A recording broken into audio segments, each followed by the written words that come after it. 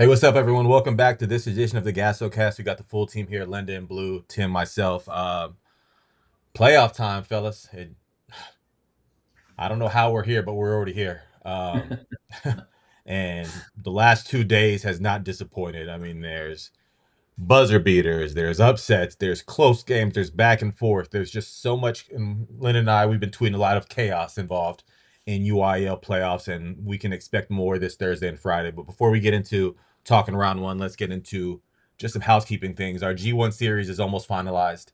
We're narrowing down our final team so we can start to build out divisions and all the stuff that it takes to run a high level circuit. We're so excited about that, and April will be here before we know it.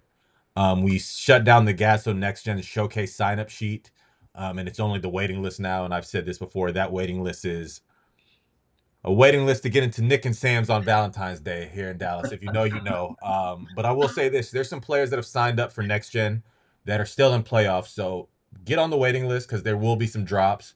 With 200 kids involved in this event from all over the state of Texas, there is some movement. So I'm going to try to get as many people as I can. So keep emailing me to get on the waiting list for an event this Sunday that I'm very, very excited for. Rosters will be dropping tomorrow night. We're grinding through that process right now to make the most competitive rosters at each age level. So we're excited about that. King of the Court, March 20th in Duncanville, Texas. Blue, your phone's ringing. Teams are starting to accumulate players with tryouts, and they're like, hey, we want some of that action. So your first opportunity to play at a Gasso, March 20th in Duncanville, King of the Court. And then our first big signature event, Two Cities, One Gasso, April 3rd and 4th in Houston at MI3 and in Duncanville. The staff will split half and half, some in Houston, some in Dallas. We can't wait for that. With the best shoe teams, the best independent teams, and the best new teams that are trying to make a name for themselves, all under one roof in both Houston and Dallas. So the newsletter, what we're not talking about today, we'll definitely be talking about even more this Friday on that latest drop. And as always, follow us and tag us. We're more fun than usual on social media when it comes to playoff games. We're just live tweeting what we see. And it's fun. It's a fun community, so come join that. So let's get to it, fellas. Thoughts on round one. Thoughts on playoff starting your fives in your field. Tim, I'll start with you. Round one is something else. I mean, I was talking to Blue a little bit about just strategically planning on where I was going to go. And so I said, okay, it only makes sense to probably start off in Region 4. We'll get to moving around to other various regions, as we move along. But at the end of the day, you start to look at matchups like when Reagan and Warren. And so I'm looking at Reagan, a district champion, to have to draw a team like Warren. I'm like, that's dangerous just because of how Warren had been playing and how talented that team is. So that was a very intriguing matchup. And then I had to go and obviously lay eyes on, everybody's predicted Region 4 champion, Brennan, to kind of see, the flow. What are they going to look like outside of their district? They've been kind of running the table within that district now. I think I tweeted out, several weeks ago, the record of almost like 72-3. They hadn't lost a district game in like 3 years. And so when you start to look at seniors now in that final stage, how are they going to set in? How are they going to look? Got off to a slow start, but round one had some intriguing looks. Was really, really impressed with how Reagan closed the game out. Osmel Bowen, after an injury went down, with Christian Kelly, who played really, really well last night. Osmel Bowen had to pick up the slack a little bit. And he's really maturing into his role of having to keep the ball in his hand, having to make decisions, but then also make plays and scoring the ball, when he has to. So to kind of see a kid like that who has just been maturing along the way, getting better each and every time out. And then when you look at the effort from on the opposite side of that with Devin Peterson, who was really, really talented, that a lot of coaches need to start taking a good peek at, at 6'6", having to play some point guard last night, which was really, really interesting for him to see, him in a playmaking role. So, shout out to UIL and how those brackets actually fell into place. Absolutely. Lyndon? Yeah, I mean, we can talk about it, and it's just going to become more of a common thing, I think, in the first round because of how these brackets are split with the D1, D2 now, where you're getting, ranked versus ranked in the bi-district round, which used to never happen because you have, 1 versus 4, 2 versus 3. But across the board, single-digit ranked teams from 6A through 1A go down to a lower or non-ranked opponent. We're still seeing good games. These are tight, contested games But when you look at the upsets, when you look at the big fish, a lot of them are still swimming right now because of that late in game execution. Where when you get down to the wire, the teams find a way. We were talking about that. Timmons and I were up late watching that Lufkin game against Walnut Grove, where Walnut Grove has got that 6-point lead, and they're continuing to just look like they're going to salt it away. And then Austin Brown, Caden Burse really just kind of switch gears and take it to the next level, go on a 13-4 run to keep their season alive. But yeah, we're going to get some. There's going to be some more chaos. There wasn't a ton of chaos. There were some awesome games, a couple of upsets that we didn't see coming. But I got a feeling that Thursday and Friday that's going to change with how much with some of these matchups that we're seeing. Absolutely. Blue. Yeah, I think along the same lines of what everybody's talking about here. I look at at these first round games and what we watched last night is that you saw a lot of these teams, whether they were ranked, in the at the top of the rankings or not, they were in close first half games. When you look at Cy Falls, you look at they were playing Houston West Side. Beaumont United and Friendswood, just using those two games like example, but then they started building momentum. The Cy Falls did, Beaumont United. You could kind of see where the separation started. And I think we saw that in a lot of games. There were a lot of competitive games, obviously, with like the Round Rock, Lake Travis game. But also, I think that you just kind of see that cream rise. Like they're just talking amongst each other. We should be getting bigger leads. We should be doing this or that. Because there's some unfamiliarity that's going on, even though they might have played each other in the past in playoffs and round 1 or 2. But I just think that there's a little bit of that going on of like, man, we got to get things going, and then the top team just take off. Yeah, no, I agree exactly. That's where I was going also. It's good for some of these teams that have deep playoff aspirations to feel alive in the playoffs. We've seen that there's a ton of teams in the state that cruise during district. So for them to wake up and be in a game very early, you saw North Crowley Monday night was in that they were getting everything they wanted early on in that game. You see last night, Brennan, Tim, it took Brennan a second to get into that game with Johnson. Johnson was playing well. And then you see some of these matchups to where if you let teams hang around in the fourth quarter, Lake Travis is a district winner, and Round Rock stayed around long enough to where now it's just like you don't know who's going to win because Round Rock expects to win that game. So I think Thursday and Friday coming up, I'm interested to see fourth quarters because Blue, like you said, once these teams hit the button to go, they stretch that lead out and then they go handle business. If that button's jamming a little too long, then anything can happen, and that's what I expect to see Thursday and Friday. You get into that fourth quarter where a team that's supposed to win and a team that may be expecting to go to state, that button doesn't hit and they let that team in, anything can happen, and that's where the chaos lies. But to your point, Lyndon, not a ton of huge upsets yesterday. Some interesting games that I'll knock out right here. These are not necessarily upsets, just interesting finals and interesting the way the games back and forth went. They were just some fun games that happened last night. So Round Rock over Lake Travis, Coppell over Plano East, Leander Glen over New Braunfels, Reagan over Warren, like you said, Tim, Eaton over Mansfield Lake Ridge, Laredo United South over San Antonio East Central, Monday night North Shore holding on versus Clear Springs, Summer Creek over Clearbrook, George Branch over Tompkins, Lancaster over Shoemaker and OT. We mentioned Lufkin over Prosper Walnut Grove, and the Colony over Frisco Liberty with an Xavier Green walk-off buzzer beater. And if you don't think this matters, this thing matters. Xavier Green, obviously a lifelong, loves basketball. Like basketball is the first true passion. But your boy's going to get a Scully at Tulsa. So he's out the door soon. But the way he hit that shot tells me he didn't want his basketball season to end. You can see that, just that pure raw emotion. And I expect to see more of that in the next couple of days. So I'm fired up. So we get round 1 out of the way. Now we get to make our region picks. We're not going to make our state picks right now, but we're just going to get into region. So we're going to go region by region, 6A, 5A, 4A. And let's just see what we're all kind of deciding and if it's the same or we're disagreeing on some things. So we'll go right down. 6A, Division 1. Blue, I'll start with you. Yeah, I think we're all unanimous here with North Crowley. I think that you look at the path in which that they've always had to go out west, right? I mean, there's really no difference there, but they, there's a very interesting matchup still going to happen with Arlington Martin Capel this weekend, and so we saw it yesterday where Arlington Martin turned it on late against Lake Highlands, had a dogfight, but the seniors started taking over.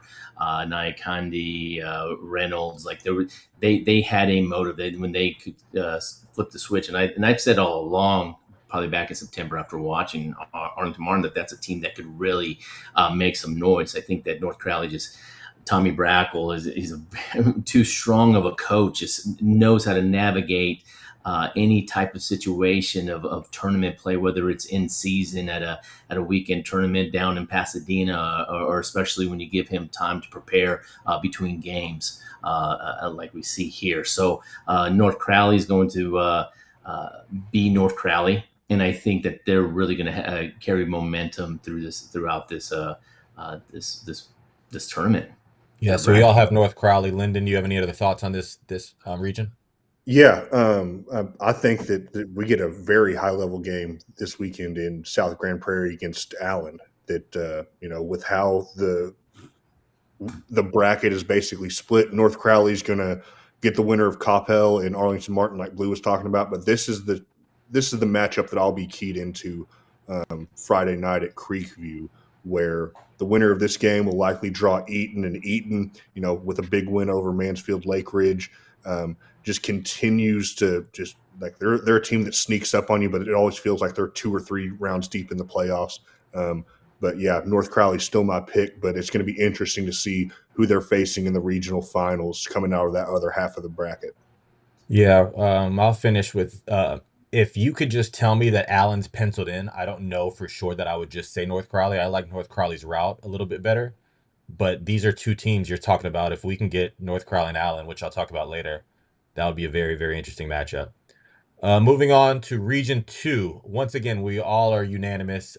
Tim, why Duncanville? I just think that they're gaining steam at the right time. When you start looking at what they're kind of made of, when you got Deuce Hunt and you got just their entire makeup, how aggressive they are, and then the versatility on their roster, that they can come at you with, and they can come at you in different waves. One night, it's Deuce Hunt, and it might be somebody else, and so for Duncanville, just looking at them, sometimes up close, sometimes from afar, I just think the tempo and the pace that they play at and the versatility that they have on their roster bodes well for them, throughout this region. I think it sets up well for them. Yeah, for me, it's bright lights time. And who's more accustomed to the bright lights than Duncanville? We talk in the last region, you talk about North Crowley and Allen. They haven't fully got all the way to what the bright lights mean. Duncanville has. Deuce Hunt had to be big time last year. In a complimentary piece where his name was called in the Alamo Dome to have to step up and go get it. Now he's the feature role, and I think this route shapes up big for Duncanville to move through it. All right, here we go. We got some. I just looked at this for the first time, and I see that we are split in Region 3, Big 6A. Blue, Lyndon, I will let y'all argue your side. So I'll read it out. Blue and Tim have Atascocita. Lyndon and I have Seven Lakes. Blue, the stage is yours.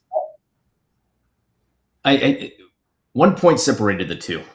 Yep. Back in the early early November. Yeah. We know what kind of run Seven Lakes has been on.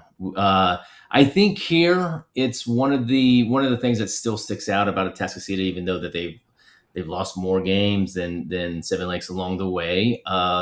They're deep. That bench is deep. They can go 8, 9, 10 deep on you. You're talking about two of the finest coaches in all of the state with Shannon Heston and David Martinez. Like it's a shame that we have to see them in the third round, but that's the way the bracket breaks down. You got North Shore sitting on the bottom there, kind of maybe, coming in second in the district with the Atascocita. Atascocita has to go and play Seven Lakes in the third round, but that's just the way it's going to fall. I really think that the depth the even if Atascocita would have lost by 10 to Seven Lakes, I don't think that's going to scare. That makes a difference here. I just think that you're talking about two heavyweights, and you got to pick one. This is really a regional final, state semifinal type matchup, and I just think depth could win out here. Lyndon, argue on our behalf for Seven Lakes. Yeah, the one thing, because I was at that game in November, that stood out to me is that these teams are actually pretty evenly matched. Talked about Atascocita's depth. I would argue Seven Lakes is just as deep as Atascocita with how many guys they can play and the guys that can step up. Atascocita may have a little bit more length, but that doesn't really matter when you have Isaiah Santos on the floor, because this kid is a game wrecker, and that's throw the records out.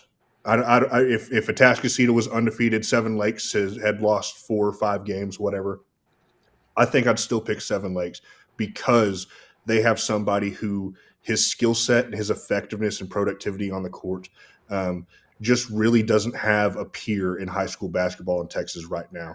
And so that's a lot of the reason. Obviously, Martins and Mimosegwa and Nasir Price and the guys that they can call on to hit big shots and be in those moments. They're a battle-tested squad, but Isaiah Santos takes this team to another level, and that's why they're the number 1 team in 6A. Yeah, they both are similar. You have some interior, and it's like side by side, check mark, check mark, check mark, check mark. It's just, I mean, if this game happens, and we'll talk about this game, possible collision course later, but I mean, that's what you want to see. All right, Tim already has the gas tank filled, because that's the one he's going to on next Tuesday when it happens. That is crazy, because it's not like we're waiting for a regional final out of this. It's Right. one more game. Yeah.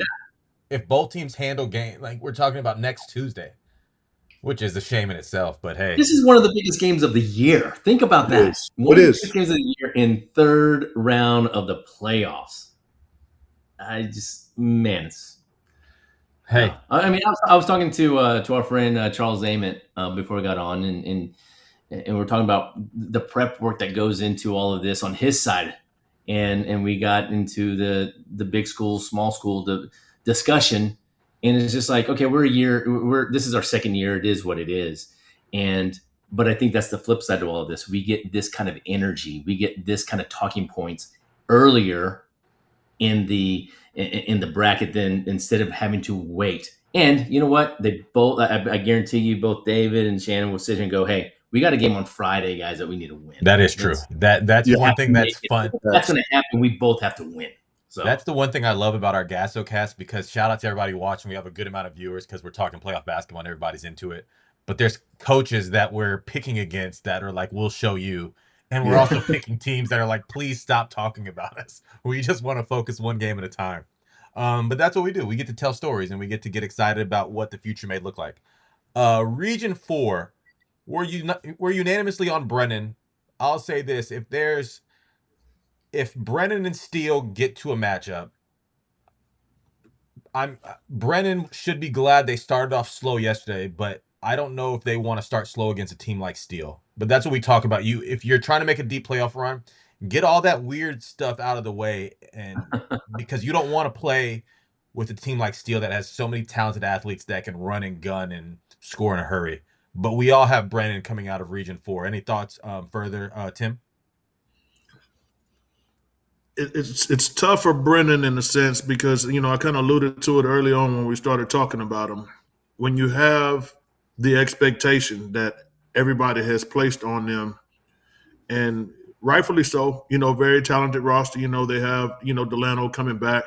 They have Sean Mondragon, who transferred over into the school, and so you're adding on pieces to an already talented team, where we're talking about, despite a couple of injuries last year, they could have been potentially the state champion, outside, a potentially lottery pick, that's gone. But we've also said that there could be addition by subtraction this year. So my thing with Brennan is, can they sustain mentally? Physically talented, can they sustain mentally with all the different pressures that are on them? You got a group of seniors that are there that's like, hey, this is my last game. or it could be potentially, my last game. So how do they approach that? Then on the flip side of that, you have Steelers like, hey, we laid an egg to a degree last year in the matchup. Obviously, we were overwhelmed a little bit by Kingston Flemings and others that, they had on the team. Can they rebound from that? And I know just from speaking with coaches around the city, everybody's kind of looking toward that or thinking that that's, the projected arrow. But like you just said a while ago, you can't go back and look at the other teams that are about to play these teams and think that it's just going to just be that easy, because they're probably saying, hey, they're looking forward to, their round 4, matchup or whatever. Well, here we are round 2 or round 3. So no disrespect to those teams, but obviously we're doing our projection. And so when you look at Steel, when you start talking about them, they have some X factors that they didn't have last year. And so you say, what is that? I feel like a Jamel Garland, bringing some stability, at the guard position, that is a much more effective scorer doing things that he does. And then, with the addition of Justin McKinney with some athleticism and just a kid that can change a game up just with his defensive energy. So you start looking at that. And then you look at Brennan last night getting off to a slow start. So a slow start against a Steele compared to a Johnson could be interesting, because you have other kids, when you have Maurice Eddy, how well he can shoot the basketball. Logan Gonzalez, we all know what he's capable of. And then they have other kids, that are contributing factors in that situation. So it's going to be interesting if the matchup happens. I don't want to disrespect anybody, because everybody, it's been looking forward to this situation for 365 days. But those other teams, that are in this equation, no disrespect to them, but it's going to be very interesting to see if those two teams do play.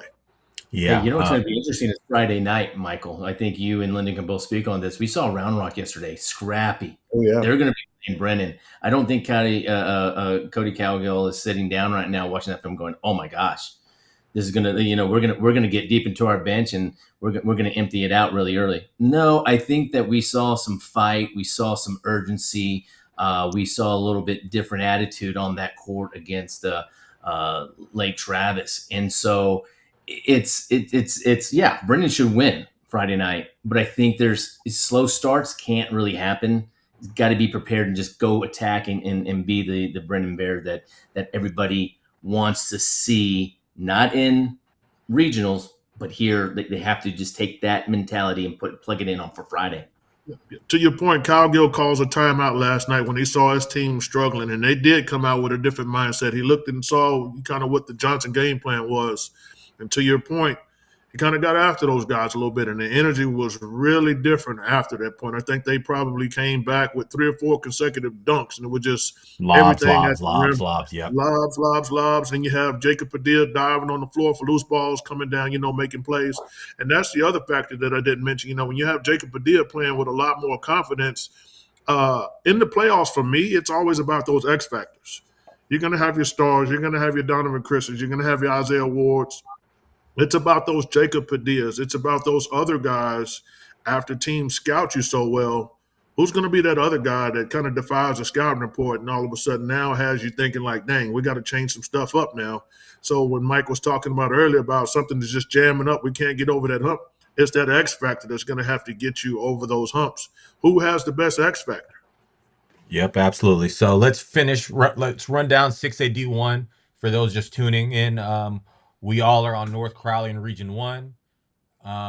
We are all on Duncanville in Region 2. In Region 3, we're split. Tim in blue with Atascocita, myself and Lyndon at Seven Lakes. And then in Region 4, we're all on Brennan.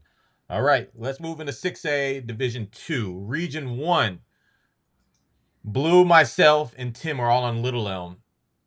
But after round 1 and the way Stephen McLeod and Felix Ocam played yesterday, Lyndon, you think Grand Prairie has something to say? Yeah, and I've been on Grand Prairie. The way that this team is built, where they have guards who can defend and score. Mike Boone's having a really good year, but it's specifically that duo inside with Ocam and Stephen McLeod, where in the playoffs, when shots aren't falling, when it's tight and you need something to come through for you, rebounding, being able to defend the rim, all that thing, create points through manufacturing offensive putbacks and that kind of stuff with that length that they have on the interior. that stuff is a lot easier to do than to go shoot 35, 40% as a team from the 3-point line. And that's why I think Grand Prairie has a really, a solid and Friday night is not going to be anything easy because they got Benji coming to town with McKinney Boyd after a big win over the defending D2 champs Geyer last night. But I think that Grand Prairie, just with how they're built and specifically how, they will match up with that length versus a smaller Little Elm team, if that is the matchup that happens in the regional final, I think we could end up seeing that be the case. I said in our preseason talk when we just kind of talked about who your preseason player of the year was, mine was Kensington Candler. And I said there's nobody in the state when you're talking about big shot maker and big shot taker that I want. And that holds true. Him and Josh Weems just complement each other so well. And Tim, you talk about X Factors. There's an X Factor up in Little Elm that's very similar to the Jacob Adia, and that's Ian Barry. But on the flip side, I get what you're saying, Lyndon. With no shot clock in Texas, you can run things slow. You can throw it into 6'10" on either side and say, deal with that inside. So I'm basing it off of, I think Little Elm's going to hit shots, big shots. And on your side, you're like, hey, if there's shots to be missed or we need to play slow through our big men, we can do that too. So if that's a collision course we see, I don't hate it either. But yeah, Region 2. We're split here, so I'm going to let Blue and Tim take over here. Blue and I have Grand Oaks. Lyndon and Tim have Lancaster. One of y'all take the floor. Lancaster, just with, again, we talked about it with Duncanville a little bit earlier. I just think that their pace and then, their deceptive length. I mean, they have guys that have come out, sometimes, 6'3", 6'4", that are playmakers. I mean, based on when I absolutely able to lie close eyes on them, I mean, they were very impressive to me, just how they get after you. I mean, the intensity that they play with. And I just think, when it comes down to it, in critical games, and I mean, I love the Grand Oaks pick. I mean, it makes more, I mean, it makes sense for you two to pick that way. But when I look at Lancaster and their overall makeup, where they've been, who they've beat, because I look at also their strength of schedule. I mean, they beat some pretty good teams. Mm-hmm. And not that Grand Oaks is any slight to that, but I just think, Lancaster's makeup and their strength of schedule is going to pay dividends right now. Blue? Yeah, I mean, you kind of look at Grand Oaks, and they've made runs before in the playoffs recently, and it starts with Trey Pinker, and he's going to demand the floor. He's going to be able to get the ball and set up his teammates. Abube Joseph plays a little bit of an undersized big, but he can really fool you and start taking you outside a little bit from that mid-range area and go to work. I mean, he's going to be the muscle guy inside who might be a little undersized, but he gets so much work done. I think that on either side here, it to me, it was the toss-up between these two. But I just think that Grand Oaks maybe has a little bit is just could be their time, because Lancaster it also falls under their Lancaster. Like, why won't they go as far? And I think that we saw a little bit of hiccups along the way, playing in such a tough schedule that they did, and so here I just think that, like I said, Trey Pinker, when you have a really good point guard that can control everything that's going on around you, going to be tough to beat. I'll say this to finish off this region. If you're still playing in this region, you have a chance to win this region. I'll say it like that. Don't be surprised if neither of these teams win. I think it's still pretty wide open. But I just the way I saw Trey Pinkerton, Morgan Lucy this year play well off of each other, it makes me feel like Grand Oaks has a run in them. Region 3. I said this was my toughest region to pick. We got some interesting games last night to kind of help settle what we think this region is going to be. But Blue, myself, and Tim all have Cy-Falls, and Lyndon with Humble. And Lyndon, I'll start with you. Humble gets a big win yesterday in a fun matchup versus Clear Lake.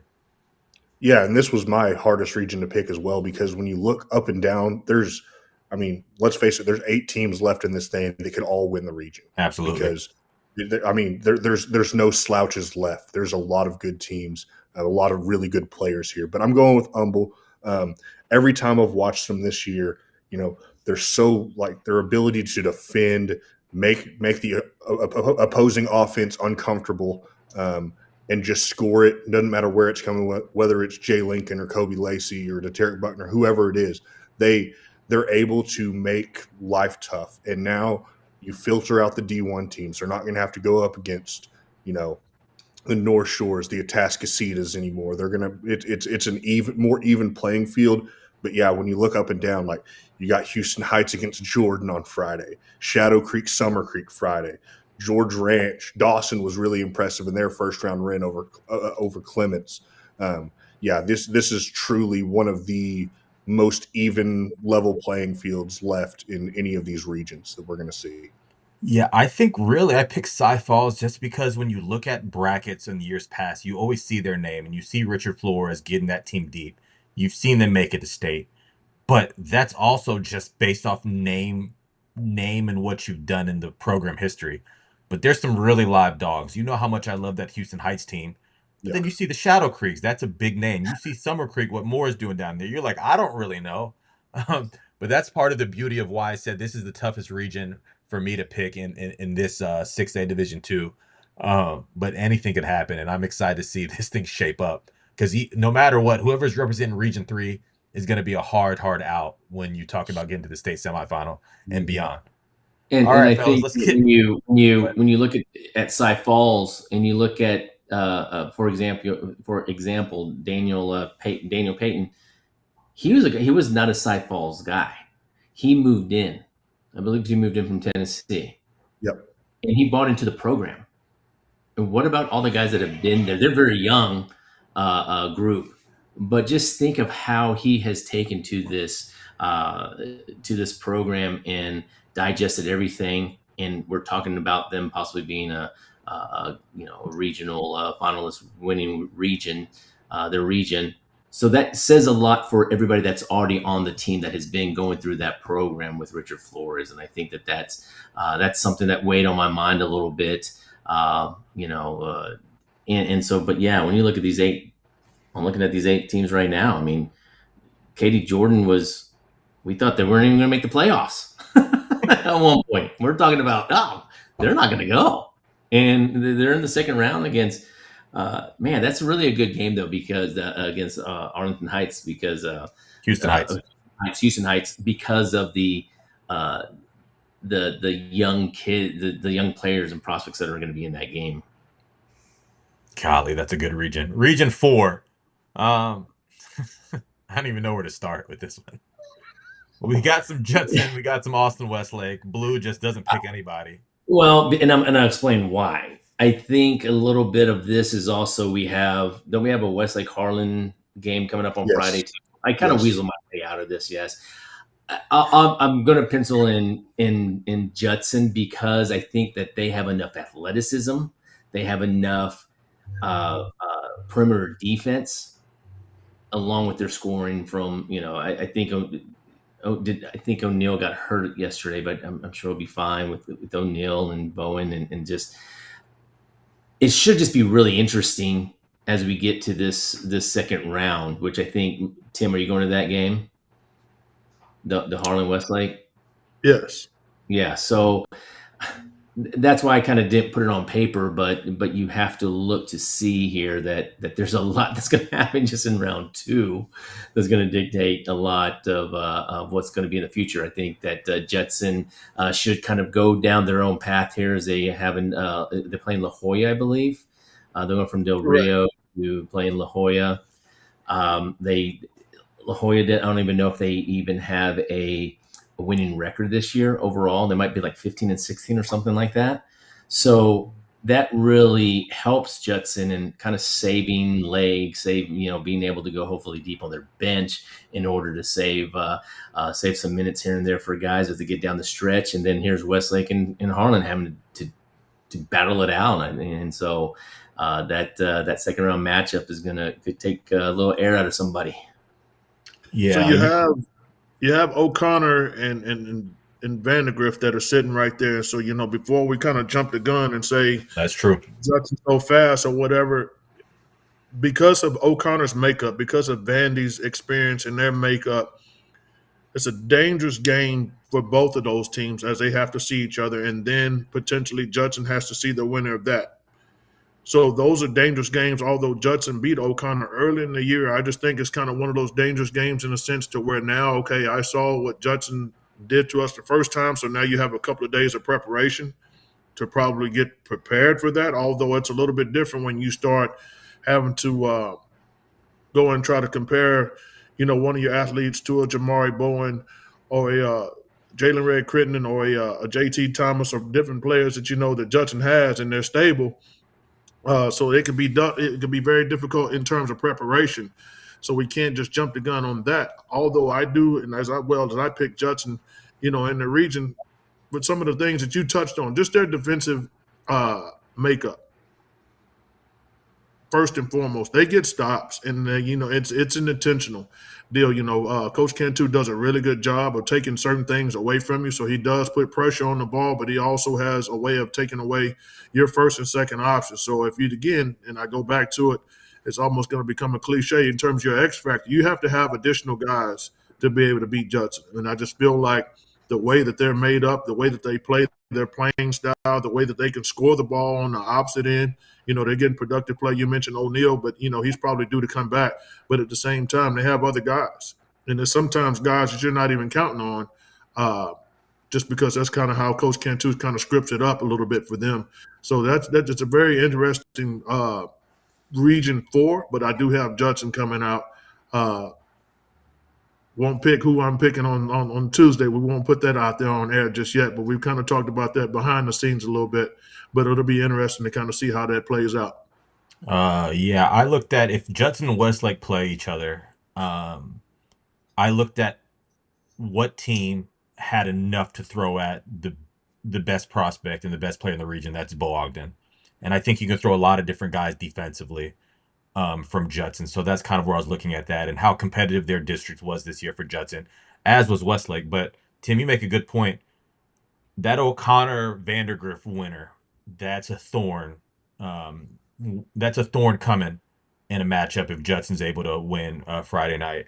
So keep an eye on that area and keep an eye on Westlake. I mean, they've had ups and downs all year long, but I trust And we having also the have a ball. repeat matchup too. That's a potentially repeat matchup. So when you said, how would they defend Bo Ogden, we got to go back and look at film too, Mike, in terms of because they played earlier in I want to say late November, early December, when both of those teams saw each other. But that was without Jamari Bowens. Right. So yeah, a lot to dissect in that region. So before we move on to 5A, recap Region 1, Blue, myself, and Tim with Little Elm, Linden going Grand Prairie. Region 2, Blue and myself with Grand Oaks, Linden and Tim with Lancaster. Region 3, Cy Falls for myself, Tim, and Blue. Linden's going with Humble. And Region 4, Linden, Westlake, myself, and Tim Judson, and Blue, Judson. At the last second, he typed it in. Judson homers.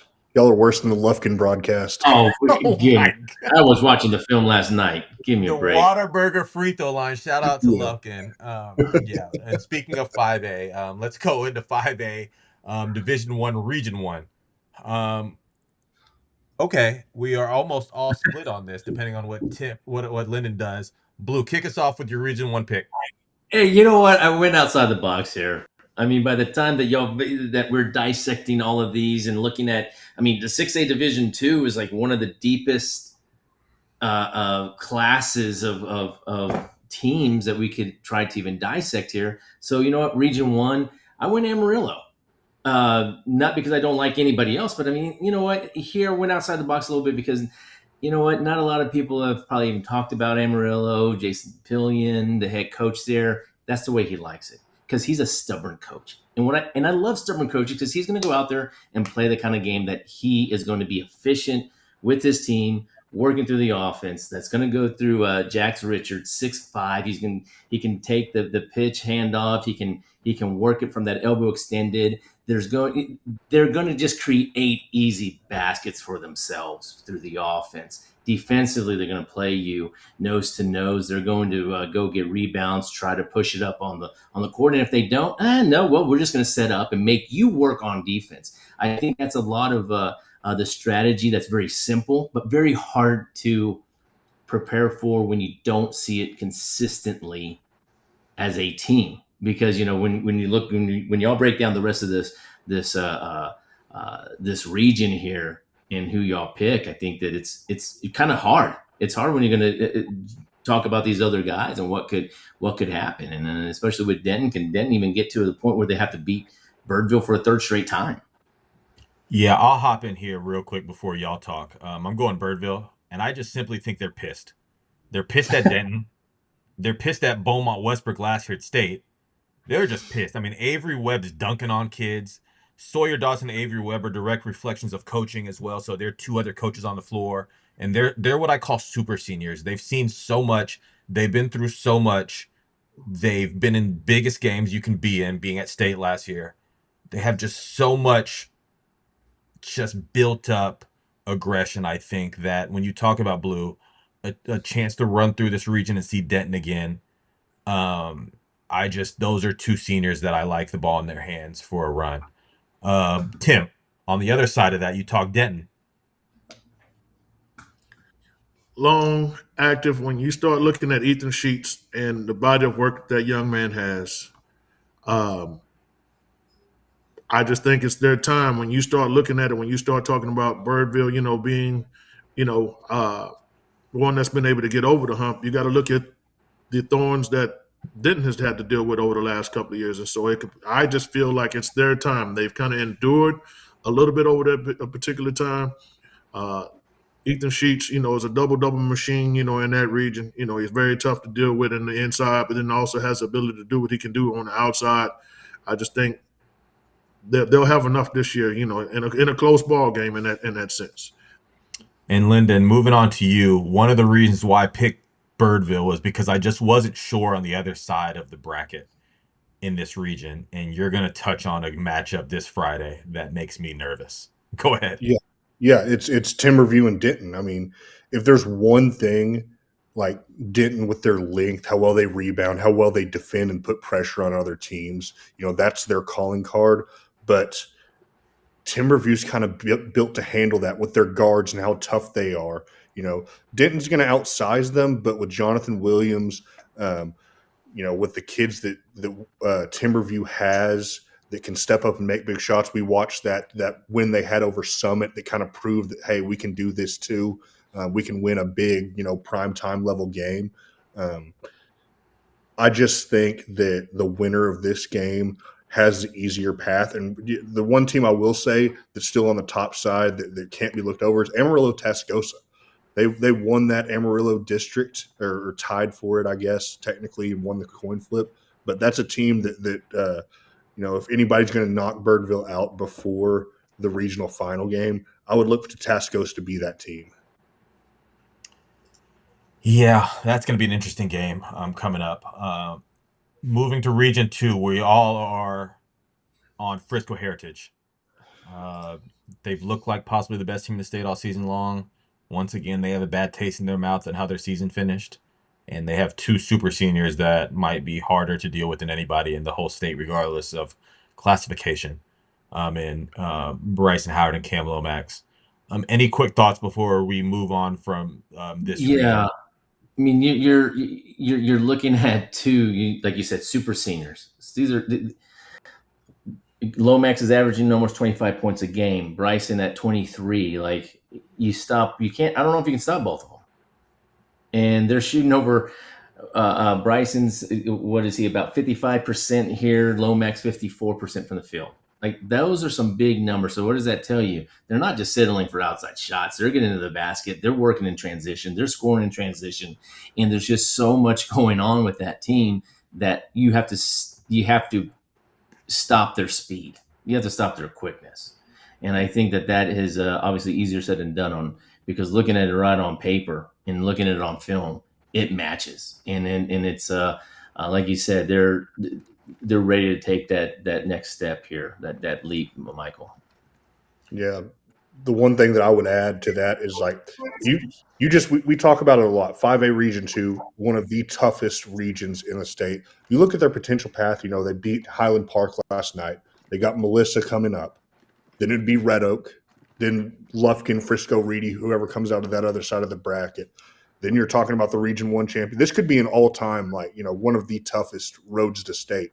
They are the number one team in the state for a reason, but it isn't going to be a cakewalk for them at any stage in this run to a potential state championship. Absolutely. Region 3, we are all unanimous on Westbrook. I've been bullish on Westbrook all season long. Most of the year, I think I've looked at them as the number one team. Obviously, you have Elijah Garrett there. Christian Haskett has been so big time for them. But Austin Stewart inside, I keep saying, like, he's the one that's the glue that can change everything. Then you have an X factor in Braden Moten, who's another six. They can play 6'7", 6'8", 6'9" out there with one of the fastest guards in the country. Elijah Garrett. I just think they can beat you in multiple ways, and I think they're primed to get back to the Alamo Dome this year. Anybody else with thoughts on Westbrook? Won't get an argument out of me. Region 4 is where it gets kind of interesting. Blue and Linden are on Bernie Champion. I'm on Corpus Christi Vets Memorial, and Tim's on Leander Glenn. So Blue or Linden, pitch the world on Bernie Champion. You got it, Blue. Well, I think right here there's a lot to say, of course, about the district that they had to fight through, and I know Tim could talk about that for hours, and he has, and I think that he has proven the point of, like, this is where the champions are built in the district play, and then you get into these one and done situations. Who's built for it? I think Bernie Champion with Gavin Peck being able to handle the ball, distribute the ball, shoot the ball. I mean, he plays both sides of it with defensively and offensively, and they're going to play a tight game too. They're going to force you to take bad shots. They're going to make your drivers turn into jump shot shooters. Like, there's just different aspects of this team that they're battle tested, and so. Once again, could it be a toss-up? Absolutely, because a lot of these teams, Michael, you'll talk about Corpus Christi Vets in a second. I mean, there's tradition here of these teams facing each other at one time or another over the last 5-6 years, and also with San Antonio Vets Memorial thrown into that mix. So I think that battle test, as much as battle tested as Bernie has been, they're ready for this run. I picked Corpus Christi Vets Memorial. I just think it's Billy White left, reclassified, went to SMU, and started college. And I think when he left, the casual eye and the casual fan left the train of Corpus Christi Vets Memorial. And you have two guys there that I hope the state gets to see in higher capacity with Jerron Couture and Jeremiah Moore. Because if they were probably in San Antonio or any other bigger metroplex, they'd be household names. And I think they play with that chip on their shoulder, not only to try harder, but they very easily right away bring problems for a lot of teams in this state. And they play well off each other. Jerron Couture is a freight train nightmare to guard in high school. And Jeremiah Moore can spread the floor and shoot it from the parking lot. And they play so well off each other, along with complementary pieces that they bring back from last year that play with a chip on their shoulder, but they want every part of the moment. They're not afraid of the lights. They're going to want to take a shot. They're going to want to drive and attack. They're not just deferring to Moore and Couture. So you have a real live team in Corpus Christi Vets Memorial that have just been down there. They played the same schedule as last year. They went to Austin. They went to Houston. They're just doing their thing. And Coach Billy White just kept saying he wants just them to get better and better and learn what their identity was with Billy White III leaving. And I think they have the makeup to poise a lot of problems in this region. Tim, you're going Leander Glenn. Let's hear it. Been there, done that. They were there at this point in time last year. And when I say been there, done that, they kind of ran the gauntlet last year. They pulled off an upset against Wagner last year in the first round of the playoffs last year that no one saw coming. Then all of a sudden you look up two or three rounds more, they're all of a sudden in the regional finals with the same roster, with a little bit more experience, with a little bit more know-how. And so now it comes down to them feeling more comfortable about where they're at versus having to try to prove it to somebody. Now they kind of know what to be done and with the experience that they have on how to get it done. You have Orlando Roberts, you have the Hernandez kid, you have the other Roberts. So the Roberts brothers, essentially, and I was talking with a coach the other day just about that team in general. I mean, they're kind of spread out where they have 3 or 4 guys that can beat you on any given night. And so that kind of makes it tough on teams to kind of prepare for them. And I just feel like, when it comes down to it, that's what kind of gets you over the hump in playoff games, as we talked about a little bit about before, in terms of being able to play through a scouting report. Having to prepare for 3 or 4 different guys, that really makes it tough. Because, for one, when you start looking at the amount of time that you actually have to do it and the things and the ways that they can throw it at you, I just feel like Leander Glenn is kind of set up. And they've also played a solid schedule, been able to lay eyes on them, playing against, matter of fact, against they were in Houston I don't want to say a couple of weeks ago, but back in December in a pretty competitive tournament that I was able to lay eyes on, and just how they handled, the kids' physicality in Houston. So they can play multiple ways as well. And that's the reason why, I kind of lean toward them. They can play up tempo, or if you slow it down, they have the guards to be able to kind of get to where they want to get to. And like I mentioned before, with the 2 Roberts brothers and Hernandez, they can pose problems for you on both ends of the floor. Yeah, when you talk about teams that are hard to scout for and with a quick turnaround time, casual fans will be like, well, you play on Tuesday, you have plenty of time on Friday. But for a coach to sit down and really get a hard scout opposed to just getting a feel, because if you just get a feel, then you talk about if you have 3 or 4 guys, well, one of those guys that you got a feel for is going to kill you. And then it's getting the feel and then getting it to your players to digest that information to them to get a game plan to really. And you just got to, and that's what you see a lot of different players step up in playoffs because you only have time to get a feel opposed to a full week of scouting somebody. Then some of these players, you're like, okay, that's not who we're going to key on. They're the ones that end up making plays. So it's so hard to scout this time of year, especially when you're trying to keep your bodies rested. You're not going full going practices.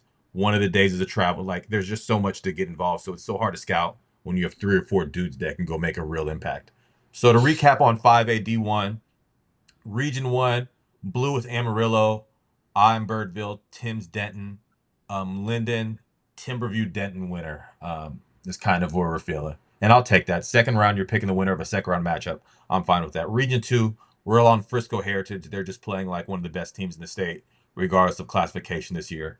Region 3, we're all on Beaumont Westbrook. Same thing. Been there, done that. They look like they've reloaded even more. And then Region 4, Blue and Linden Bernie Champion. I'm on Corpus Christi Vets Memorial, and Tim's on Leander Glenn. Moving into 5A Division 2, Region 1. It looks like we are unanimous on Mansfield Summit. And Mansfield Summit, like you see them early on in the season, and it's like, man, they're just undeniable. They don't overwhelm you with star power, super ungodly talent. They just grind you to oblivion, and they end up where they end up. Thoughts on Summit, Linden? Yeah, just it's been, coming off a state championship where they lost a lot of pieces last year. A lot of guys have stepped up. A lot of guys have embraced new roles. Joseph Creel as a freshman has been way better than advertised with how effective he's been. And, with Jackson Sneed running the show, with some of the guys that they have just stepping up and committing to how tough defensively they are and how many charges that they take and how many stops that they get, average per game. I mean, this is a team that's built to go the distance, and it wouldn't surprise me at all if they're back in the Alamo Dome this season. The one team I will say to keep an eye on in Region 1 in 5A D2 is Palo Duro out in Amarillo, where they're a team that, not a lot of Metroplex teams have seen them, so they don't really know what to expect. But I have watched the film, and they're a team that has the horses to make a deep run in this bracket. No, absolutely. Moving on to Region 2. And this is an interesting region for us. We have quite a bit of differences here. Blue, I'll start you off with a name that I like this team. I want to hear more about why Lovejoy in Region 2. Yeah, I think because it's one of those choices that no one's really talking about. They play on both sides that they're going to defend. They're going to, on the offensive end, they'll speed the ball up when they have an opportunity to, but also when the ball's in Alex Cheatham's hands, he'll slow it down. They do a lot of, they'll cross screen, get some open looks right around the basket where they're not so much running Princeton style, but they're going to get some cheap, easy baskets. I've seen it. And like I said, I think the key to them is that they can play both ways. They'll push it when they got that ball out in transition to get it ahead of their guards, and you look at what Luke Motorson has done over the last 3-4 games, being able to hit a lot of shots, getting the ball out on the perimeter. He's going to be a big factor here. This is just not a team that's just going to rely on just one guy, Jackson Kinzig. He's another one that's going to sit out. He'll hit some perimeter shots, but also he'll get to the basket or he'll move around to get some cheap scores here. And I think that when you look at a team like Lovejoy, Wes Watson as a head coach, he has been into, he took McKinney to state a couple years ago. Yeah, it helps when you have Jacoby Walters, but also I just think the way that he coaches, he can slow the game down in his head and can see a lot of things. And so I think that when you look at this group, you have a lot of really good players and you have a lot of really good coaches. And so I think it was more of kind of breaking it down a little bit from my end, going, okay, well, who is no one really talking about that really does have a chance? And I think that's Lovejoy. Tim and I are both on Frisco Memorial.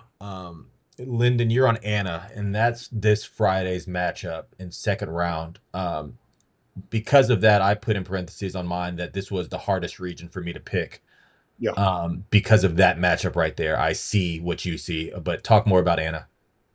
Yeah, I mean, it's going to be it really is a great matchup across the board where guard for guard, big for big. You have two of the best shot blockers in the state with Xander Brzezinski against Lamine Foon. You have an Anna team that's young and hungry. Noah Foster's had a really good year. RJ Gardner, Carson Jones, like these. It may be like a case where this is a team that still, they haven't had the deep playoff run yet as a group, but I think that kind of the naivete is going to work in their favor because Frisco Memorial can feel the pressure. Defaball, all those guys in that senior class, they have been the favorite in this region for a long time, going back to the fall. And so I think that Anna catching them in the second round rather than in a regional final game with all the lights on works in their favor. And I'll try. I mean, I'm going to be at this one at McKinney High at 7 p.m. Friday night to get my eyes on it for myself. Tim, I'll throw this to you in a second, but I think Frisco Memorial played a beautiful non-district schedule, playing in a lot of high-level matchups where you talk about the lights are bright, whether it's like the Hoop Fests of the world or games they had to play down at the Psy Hoops event. They have been in featured events where the moment shouldn't be too big for them. And you have young kids that don't know better. VJ had a great game as a freshman in his first playoff game. Like, he was the guy. You have a Dylan Steffi and a James Jones as sophomores that are still just out there, just like excited to be. There's not that much pressure. And then Defaball hasn't seen a shot he doesn't like. So there's no second guessing a shot there.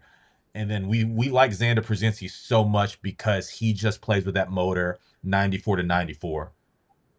He just figured out, if I just run 94 to 94 faster than any big there is in the state, then I'm going to be super productive. So I think the makeup for them allows him to be a real player in this region. Tim, I know you've liked Defaball a lot this year, and Frisco Memorial. Finishes off on them. You just called it. You hit the nail on the head. They have 4 different ways to beat you. So you can choose Brzezinski, you can choose Defenball, you can choose VJ, Steffi can get hot. You have multiple ways that they can come at you. And so, now it comes down to how a team is going to try to counter that. And so for me, the maturation in Defenball's game is that when you say he hadn't found a shot that he doesn't like, it's because he's getting to those high percentage areas, or high percentage for him because obviously he's put that type of time and effort into his game. But for a kid that can get downhill, I mean, it can be very difficult to officiate from a standpoint of being able to play through contact, getting to the foul line, but then there's also, with the ability to lift up over the top of it. So as defenders, try to close out, he's hitting those shots. And if he's hitting them, then it becomes very difficult to defend him overall. And he's a willing passer. And then as you alluded to early on with Brzezinski's motor, how well he runs the floor, creating opportunities, and also putting pressure on the defense to have to get back in transition to take away things. Well, if you take away rim runs and different things of that nature, well, now you leave a kid like VJ's open. And, so with his skill set, with his confidence as well as he shoots the basketball. I just think that this team here is set up to play multiple ways, and you have to be able to do that in a playoff setting to where, if a team is taking away something else, you can counter that with another option. Lyndon, I think if Anna and Frisco Memorial's 5-7 going into the fourth quarter either direction, it's going to be one of those. It's 50-50 now. Yep. If it goes to the fourth quarter and it's a game, this is what makes playoffs beautiful, because we marked this right when we saw that bracket. We're like, yeah, that's a game for sure. Moving on to Region 3, we were almost unanimous with Beaumont United, but Lyndon says Alvin Iwakani, and every single time we've looked up, it was Iwakani in a game or winning a game that we were like, oh, we didn't know they're going to win that. Is that kind of why you're picking Iwakani? Yeah, if this team can beat North Crowley by 20, I know that was back in November, but they're going to be the team in this bracket who can go out there and kill the big bad, and that's Beaumont United, because they're the favorite not just for this region, but probably for the D2 state title as we stand. But Iowa Colony, I gotta go off the reservation with my pick somewhere, so I'm going to take them to win this region. For me, Peyton Jones just continues to get better and better, and he's one of those players that we have seen since November to now just look more mature as a playmaker, more mature as a scorer, and more mature as just making winning plays. And when you have a Beaumont United tradition, and you have a superstar like that just continue to get better and better, the upside for them gets better and better with them. Blue and Tim, y'all both picked Beaumont United as well. Anything to add? But they are 25-0 when they score 60 points this year. So you're looking at a team that can really get out and score. They're going to go and they go inside out. They can run through the bigs of Moore. You can look at Jones and Coleman out there on the outside on the wings running it. Coleman shooting the threes. I mean, there's that X factor. You talk about X factor. That's David Green. That one point yesterday during the Friendswood game, he called timeout, and they're only up by 5 or 6, and then all of a sudden they take off. That's one of the games I was alluding to, is that when teams that are built for the long haul of a playoff run, they have to find it within themselves to hit the switch, and they can. And they, David Green does such a great job of getting them going so early as a team that I don't think a repeat performance will happen. Were they tight coming in? Were they unsure of what Friendswood was going to do? I don't know. I don't have those answers, but I think that it's going to be pedal to the metal as soon as they hit the floor, for sure, in their next matchup, because that was not a typical start for a Beaumont United team. And also Friendswood, I think, came in with a plan early, but Beaumont United was able to adjust very quickly. And I think that they want to get high scoring on you. Tim? Beaumont United for me, I mean, when we start talking about Elijah Garrett, as we mentioned early on, Westbrook, when we start talking about arguably the best guard in 5A in that different division, Peyton Jones right there. I mean, with his ability to be able to score the ball inside and out, attack you in multiple different ways, just his maturation. And then when you can come at you with also a big effort more, as Blue was just talking about, the inside-outside capability of this particular team.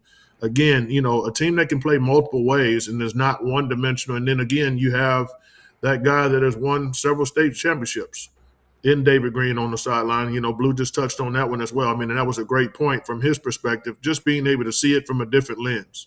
A guy that can call timeout, see different scenarios, counter what the other team may be trying to do, just to gain confidence. And so if you're a player and you have a coach with that type of experience, that in itself gives you confidence going into a game, knowing that your coach is capable of making certain adjustments just to keep you in tune to what's going on and what needs to happen in certain instances. So I just think that puts them over the top in this particular region. Moving on to Region 4 in 5A, Division 2. Lyndon and Tim have San Antonio Vets Memorial. So, Lyndon, I'll start with you on why San Antonio Vets.